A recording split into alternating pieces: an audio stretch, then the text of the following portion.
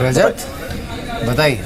बिल्कुल Contra play IT sector से चुनी मैंने कंपनी आरएस सॉफ्टवेयर। देखिए छोटी मझौली कैटेगरी के जो स्टॉक्स हैं आईटी सेक्टर के वो काफ़ी आउट परफॉर्म कर रहे हैं आज। वक्रांगी, इन्फिनाइट कंप्यूटर जैसे स्टॉक्स, वो स्टॉक चुना गया जिसका ईयू में एक्सपोजर बहुत कम है।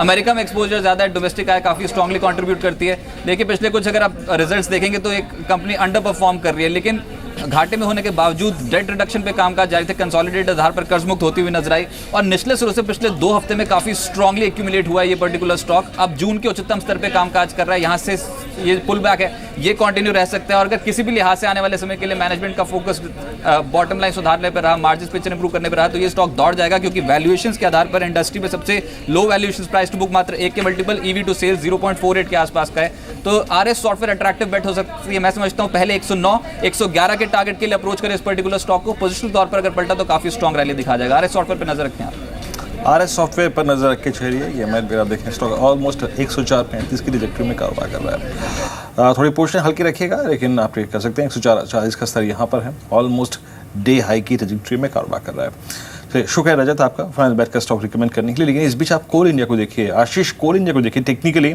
मैं जो बात पे कह रहा था ना कि ब्रेक्जिट के चक्कर में कहीं अच्छे स्टॉक्स ना छूट जाए, कोल इंडिया पे राय क्या आशीष, जो इसने जो ब्रेकआउट दिया है उसको कितने रिस्पेक्ट दे रहे हैं आप? जी हाँ बिल्कुल वीरेंद्र, बहुत लंबे समय के बाद एक अच्छा स्ट्रेंथ कोल इंडिया में देखने को मिला है और लास्ट 2-3 दिनों के अंदर में हमने देखा एक अच्छी मूव 310 के ऊपर कंटिन्यूसली सस्टेन बेसिस पे देखने को मिल रहा है, जिसके चलते मैं समझता हूँ 330 332 तक के लेवल्स शॉर्ट टर्म में देखने को मिल सकते हैं। ऑन डाउन साइड 312 के एक स्टॉप के साथ लॉन्ग पोजिशन स्टॉक में बनाई जा सकती है। जी बिल्कुल।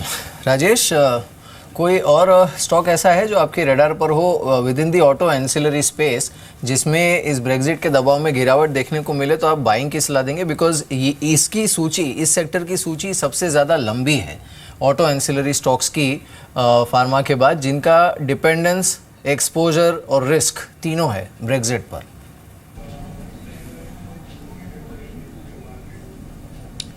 देखिए सही कहा आपने कि बहुत ज़्यादा एक्सपोजर है ब्रेक्सिट के कारण से, लेकिन फिर भी मैं समझता हूँ कि FIEM इंडस्ट्रीज़ एक ऐसी कंपनी हो सकती है जहाँ गिरावट में एक्सपोजर लिया जा सकता है। क्योंकि अगर आप देखें तो जो लोकल सप्लाईज भी है उनकी बहुत अच्छी है, LED में भी कुछ काम कर रहे हैं, नंबर्स भी बेहतर आए थे। इन सब चीज़ों के मद्देनज़र हमें लगता है कि अगर कोई अच्छी गिरावट आती है तो FIEM इंडस्ट्रीज़ पर नज़र रखी जा सकती है। जी चलिए, इस बीच 1-2 स्टॉक्स और दौड़ लेते हैं। 290 के स्तर पे आप देखिए पेट्रोनेट अपने ट्रेडिंग करियर का आई थिंक ये जी हाँ नया ऑल टाइम हाई 291 के स्तर पे। आई मीन टेक्निकली भी इस पे बात कर लेते हैं, since it's a part of derivatives, कोई एक सिक्योर सेफ स्ट्रेटेजी बनाते हैं यहाँ पर। आशीष, पेट्रोनेट पे आपके अगले टारगेट्स क्या होंगे? जी हाँ वीरेंद्र, ये स्टॉक हमने लास्ट वीक भी रिकमेंड किया था आपके शो पे अराउंड 280 के लेवल्स पे, और मैं समझता हूँ अभी भी इसके अंदर अच्छी खासी स्ट्रेंथ जो है वो बनी हुई है। स्टॉक अपने ऑल टाइम हाई पे है और डिस्पाइट दैट हमने देखा है ओपन इंटरेस्ट में कंटिन्यूस इजाफा हो रहा है, जो क्लियरली इंडिकेट कर रहा है कि हर लेवल्स पे लॉन्ग पोजीशन बन रही है। Despite such an uncertainty in the markets, इस स्टॉक के अंदर में इस तरह का ओपन इंटरेस्ट में इजाफा होना ये इंडिकेट करता है कि ये स्टॉक जल्दी 305-310 के स्तरों को छू सकता है। ऑन डाउन साइड मैं समझता हूँ अब 282 का एक स्टॉप लॉस रख के लॉन्ग पोजीशन इसके अंदर में मेंटेन रखी जा सकती है। बिल्कुल। अदानी पोर्ट पर आशीष क्या सलाह है आपकी?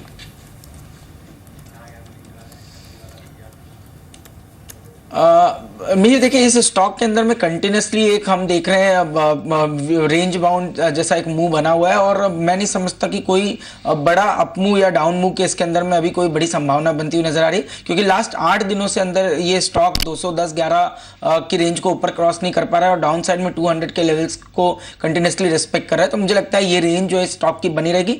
जब भी ये स्टॉक 211-12 के ऊपर निकलेगा तब मैं समझता हूँ जरूर इसके अंदर एक अच्छी शॉर्ट कवरिंग आएगी जो इसको 225 तक लेके जा सकती है, बट उसके लिए मैं समझता हूँ 211-212 का क्रॉस होना काफी जरूरी है। राजेश, आप क्या कहेंगे? मैं पिछले 10 मिनट से हमने चर्चा को इसी तरफ मोड़ा है कि आप ब्रेक्जिट एक इशू है, सीरियस इशू है, वो मार्केट्स को इम्पैक्ट करेगा, ग्लोबल मार्केट्स को इम्पैक्ट पड़ेगा, बट कुछ सेटअप स्टॉक्स उससे अगर आप देखें छूते भी हैं। हमने कोल इंडिया का जिक्र किया, अभी हमने पेट्रोनेट का जिक्र किया, ऑल टाइम हाई हिट किया, आज एस्कॉर्ट्स ने ऑल टाइम हाई हिट किया, आज सीमेंट्स अच्छा कर रहे हैं मिड कैप और लार्ज कैप में। इनमें से आपकी शॉपिंग लिस्ट में राजेश क्या रहेगा?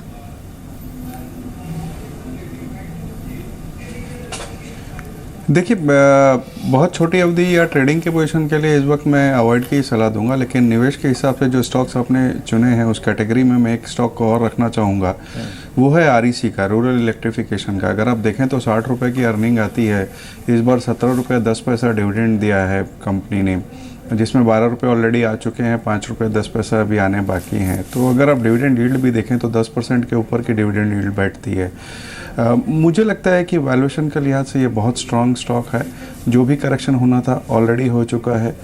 आने वाले 3 से 6 महीने में इसमें एक अच्छी बढ़त देखी जा सकती है। यहाँ पे हमारी बाई की रिकमेंडेशन रहेगी। चलिए इस बीच गेनर्स को एक बार देख लेते हैं, जो सबसे ज़्यादा कैश में तेज़ी दिखा रहे हैं उन स्टॉक्स को एक बार देख लेते हैं। एस्कॉर्ट्स अभी बात की वीरेंद्र ने, 14% ऊपर है। हेस्टर बायोसाइंसेज है 13% ऊपर। टाटा कॉफ़ी है जो कि 9% ऊपर है। RV डेनिम्स करीब 8% ऊपर ट्रेड कर रहा है। थॉमस कुक 6.25% ऊपर है। नेटको फार्मा, अशोका बिल्डकॉन, ये 2 काउंटर्स हैं जिस पर अच्छा मुँह देखने को मिल रहा है। टाटा कॉफ़ी पर आपका व्यू क्या है आशीष?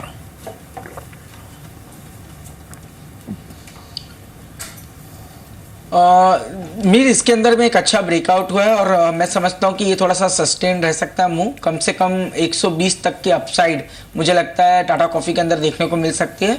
शॉर्ट टर्म में मुझे लगता है 99 का एक स्टॉप लॉस रख के लॉन्ग पोजीशन रखनी चाहिए। 122 125 तक के स्तर इस स्टॉक में जल्दी देखने को मिलेंगे। बिल्कुल। इस बीच चलिए कुछ ही देर में हम आपको सीधे वित्त मंत्री अरुण जेटली की प्रेस कॉन्फ्रेंस में भी ले चलेंगे। कैबिनेट ने आज जो फैसले लिए हैं उस पर वे ब्रीफिंग देने वाले हैं। लेकिन क्विकली राजेश, टेक्सटाइल में आपका व्यू क्या है इस जो रिसेंट रनअप हुआ है उसके बाद?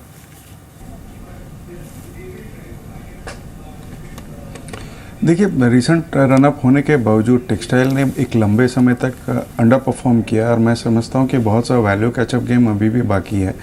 फ्रंट लाइन के स्टॉक की बात करूं, मुझे लगता है अरविंद में अभी भी स्टीम बाकी है। सेकंड लाइन की बात करूं तो वर्धमान एक अच्छा कंटेंडर साबित हो सकता है इस स्पेस में। तो इन 2 स्टॉक्स में हमारी बाई कॉल रहेगी। आगे बढ़ते हैं, कुछ और स्टॉक्स को देखिए। इस बीच DLF जो है, DLF अपने CY16 के नए सर्वोच्च दरों को छूने के बाद देखें ऑलमोस्ट बेहद नज़दीक, इनफैक्ट उसको हिट कर चुका है 140.60। और इससे पहले in month of I think September, इसका जो हाई था सितंबर 2015 में, वो था करीब 142 रुपये 90 पैसे। आज का इंटरडे हाई रहा 141 रुपये 20 पैसे, यानी ऑलमोस्ट आप देखिए तो करीब 1 रुपये 70 पैसे के फ्रैक्शन से वो हाई रह गया। लेकिन वो कटते ही साथ DLF 52 हफ्तों के नए उच्चतम स्तरों पर होगा। इसमें कई प्रमुख निर्णय लिए गए। सर्वप्रथम आज जो 20 सैटेलाइट्स का साइमल्टेनियस लॉन्च हुआ इसरो द्वारा, उसकी ब्रीफिंग माननीय प्रधानमंत्री जी ने पूरे मंत्रिपरिषद को की और मंत्रिपरिषद ने इसरो की, उसके सभी वैज्ञानिकों की सराहना की और उनका अभिनंदन किया। जो ये एक अचीवमेंट, नया कीर्तिमान इसरो ने स्थापित किया है।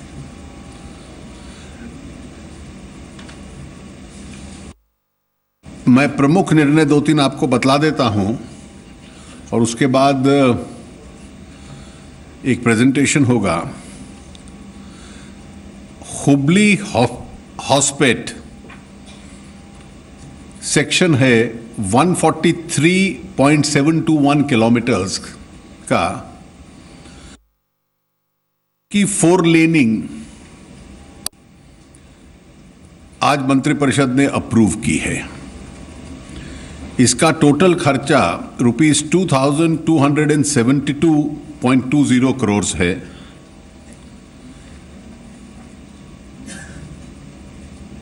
मिनिस्ट्री ऑफ सरफेस ट्रांसपोर्ट का ये प्रपोजल था जिसको आज स्वीकार किया गया।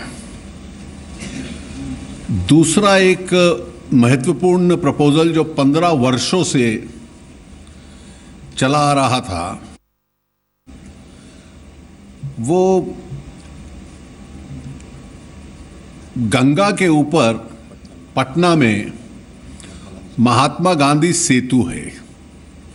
बहुत पुराना हो चुका है और जिसकी वजह से बहुत बड़ा ट्रैफिक जैम वहाँ पर रहता है और खूब समय लगता है उसको पार करने में। अब 15 वर्ष से अधिक से इसकी चर्चा हो रही थी कि महात्मा गांधी सेतु का पुनर्निर्माण या रिहैबिलिटेशन हो। इसकी जो लेंथ है वो 5.575 किलोमीटर्स है। ये पटना और हाजीपुर को जोड़ता है और बिहार की कनेक्टिविटी की दृष्टि से एक बहुत महत्वपूर्ण लिंक है। नॉर्थ और साउथ बिहार को ये जोड़ता है और पिछले 15 सालों से ये पेंडिंग था। प्रधानमंत्री जी का जो बिहार पैकेज था उसमें भी ये एक प्रमुख प्रपोजल था। आज कैबिनेट ने 4 लेनिंग ऑफ महात्मा गांधी सेतु इस पूरे प्रस्ताव को मंजूरी दी है। It's a rehabilitation of the existing bridge. इसके ऊपर खर्चे का जो अनुमान है ₹1742.01 करोड़। तो ये थे वित्त मंत्री अरुण जेटली कैबिनेट के आज के फैसलों पर बातचीत करते हुए। लेकिन जो ब्रोकर्स पोल है वो देखते हैं वीरेंद्र। अब इसके मुताबिक देखिए कहीं ना कहीं मार्केट में अभी भी एक ये पॉजिटिविटी है और उम्मीद है कि चाहे कुछ भी हो लेकिन अल्टीमेटली ब्रिटेन यूरोपियन यूनियन का हिस्सा बना रहेगा। और हम क्योंकि ब्रेग्जिट की इतनी बात कर रहे हैं, मुझे याद आता है, आपको याद होगा कुछ समय पहले स्कॉटलैंड ने वोटिंग की थी कि उन्हें ब्रिटेन में रहना है या नहीं, और तभी भी इसी तरह की डिबेट हुई थी कि स्कॉटलैंड हट गया तो ब्रिटेन का क्या होगा क्या नहीं। बट इवेंचुअली चीज़ें ठीक हुई, they remain part of UK. तो लोगों को यही लग रहा है कि इस बार भी हिस्सा बना रहेंगे। ब्रिटेन का जो उच्च वर्ग है और जो मिडिल मैन है वो एटलीस्ट इस बात से काफ़ी हद तक आश्वस्त होगा कि अगर हम बाहर निकले तो ब्रिटेन का इटसेल्फ उसका भविष्य भी क्या होगा। वो जिसे कहते हैं ना कि आप अपने ईगो और प्राइड के चक्कर में उसकी जो कीमत भुगतनी पड़ेगी वो कई और जो कल उन्होंने मिस्टर डेविड कैमरन ने भी कहा कि आप सोच समझ कर कीजिएगा जो भी कीजिएगा। खैर उनका खुद का चुनावी वादा था। एक बार पोल समझा देते हैं व्यूअर्स को। देखिए हमने लगभग इस बाजार के 70 से 65 लोगों को अभी फ़ोन किया था, लगभग 12 से 1 बजे के बीच में, और उनमें से कितने लोगों ने, उसमें से लगभग 66% लोगों ने कहा कि हमारी जो अप्रोच मार्केट्स में है, चाहे हम लॉन्ग जा रहे हैं, साइडवेज हैं, पुट बाय कर रहे हैं, कॉल बाय कर रहे हैं या पुट राइट कर रहे हैं, वो इसी चीज़ को देखते हुए कि 66% देखिए उसमें से लोग मानते हैं कि ब्रिटेन बाहर नहीं जाएगा। 23% कहते हैं चांसेस हैं। और देखिए मैं फिर बता रहा हूँ आपको, 23% बोल रहे हैं चांसेस हैं, और कांट से अगर आप देखें ऑलमोस्ट 11% लोग कह रहे हैं कि नहीं कह सकते हम कि इस परिस्थिति में वो यूरोजोन से बाहर जाएंगे या फिर उसके अंदर ही रहेंगे। लेकिन एक बड़ा तबका ये मानता है कि ब्रिटेन बाहर नहीं जाएगा, अलविदा यूरोजोन को नहीं कहेगा। खैर राजेश, एक दो स्टॉक्स ब्रेग्जिट इशू से छोड़ के अगर आप देखें थोड़ा सा मिड कैप में चलते हैं, स्मॉल कैप में चलते हैं, Q4 नंबर्स के बात करते हैं, या फिर आपको जो चीज़ आई थिंक रिजल्ट्स में बॉटम लाइन फ्रंट पे अच्छी लगी हो, इंटरेस्ट बर्डन काफ़ी कम हुआ हो, फाइनेंस कॉस्ट काफ़ी कम हुई हो, एक दो कंपनियां मिड कैप में नज़र में हैं आपके इस वक्त?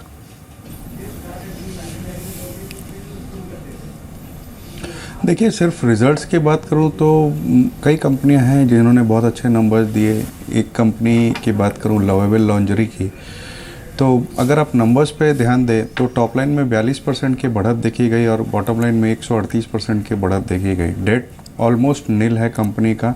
वैल्यूएशन के लिहाज से भी अगर देखें तो दूसरी जो इस सेक्टर की कंपनियां हैं जैसे रूपा, लक्स या अन्य कंपनियां हैं, उनके वैल्यूएशन से लगभग आधे वैल्यूएशन पे ये ट्रेड करती है। मुझे लगता है एक अच्छा स्कोप है इस स्टॉक में। अगर कोई लंबी अवधि के लिए लेता है या ब्रेक्सिट की वजह से कोई बड़ी गिरावट आती है और यहाँ पोजीशन बनाई जाती है तो एक अच्छे रिटर्न की उम्मीद की जा सकती है।